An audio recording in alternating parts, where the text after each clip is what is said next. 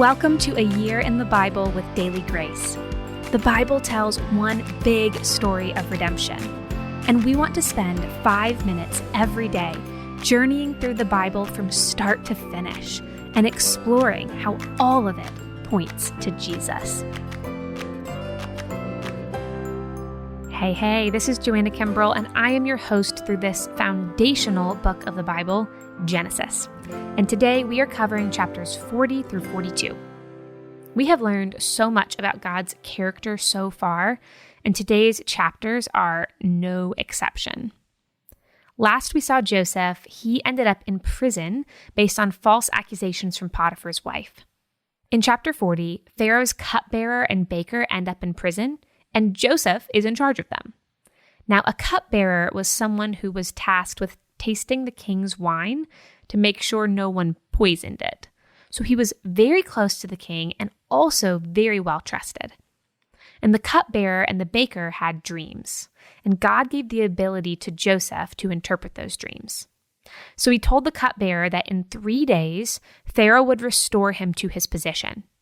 And he asked the cupbearer to put in a good word to Pharaoh to get him out of prison and get him back home. But then he told the baker that in 3 days, Pharaoh would hang him. Now, both of these dreams came true, but the cupbearer forgot Joseph and didn't mention him to Pharaoh. And 2 whole years went by. Can you imagine? But God's timing is perfect. Pharaoh had some strange dreams about skinny cows eating fat cows and puny stalks of grain swallowing up plump stalks of grain. And Pharaoh tried to get magicians to interpret it, but had no luck. And then the cupbearer remembered Joseph 2 years after he got out of prison. So he told Pharaoh how Joseph correctly interpreted their dreams, and Pharaoh sent for Joseph. Okay, imagine the whirlwind here. After 2 years of waiting, people rush in, pull you out of the pit, quickly get you cleaned up and shaven to go to Pharaoh, the king of Egypt. And so when Joseph interpreted Pharaoh's dreams, he was sure to tell him that God is the one who gives the interpretation. Joseph told him that there would be 7 years of abundance and then 7 years of famine, and that Pharaoh should choose someone who is wise and discerning to be in charge over Egypt, and told him to store away 1/5 of the produce during the years of plenty so that they can have a reserve during the years of famine. Pharaoh recognized the power of the Spirit of God in Joseph.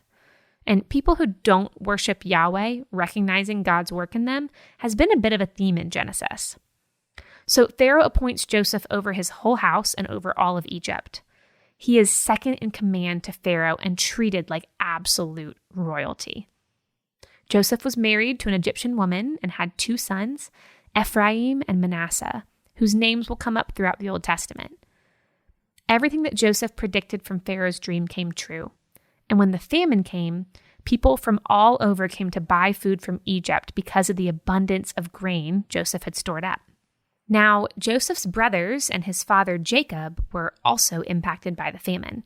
And Jacob sent 10 of his sons to Egypt to buy grain, but made Benjamin stay behind because he didn't want harm to come to him. When they came to buy grain, Joseph recognized his brothers, but they didn't recognize him. Can you imagine how his heart must have been racing when he saw them? So Joseph planned a bit of a ruse. He accused them of being spies and said he would not release them until the younger brother came too, and he put them in custody for 3 days. Then he told them to leave Simeon behind, almost as a sort of collateral, to take the grain back that they purchased and bring back the youngest brother. Then he would believe them and give back Simeon. I love this moment where the brothers are talking to each other and they don't think Joseph can understand them because they speak a different language, but he has an interpreter. They talk about how this must be their punishment for what they did to Joseph all those years ago. You can almost hear the years of pain in Reuben's voice when he says, "Didn't I tell you not to sin against him?" And Joseph weeps as he hears them. Just imagine the years of hurt, the deep wounds he experienced at the hands of his brothers, who he thought he would never see again, and now here they are. But the incredible thing is that instead of seeking revenge, Joseph is moved to compassion. Rather than punish them, He fills their bags with grain and puts their money back in them without them knowing. Joseph is a picture of our even better Savior, Jesus Christ. We have sinned terribly against God, and it is our sin that put Jesus on the cross. But he moves toward us in compassion, not only taking the death that we deserve, but giving us life abundantly. What an amazing Savior. When the brothers see that their money is in their bag, they are terrified.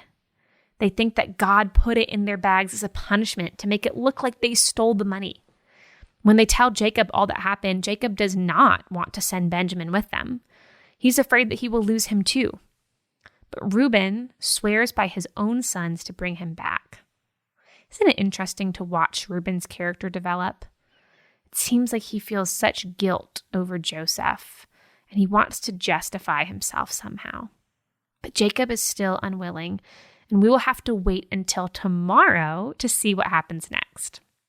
Thank you for joining us today. Just a reminder that you can find the Story of Redemption studies that follow along with this podcast at thedailygraceco.com. Or you can follow along in our free Bible reading plan in the Daily Grace Co app. We will pick up from this cliffhanger tomorrow.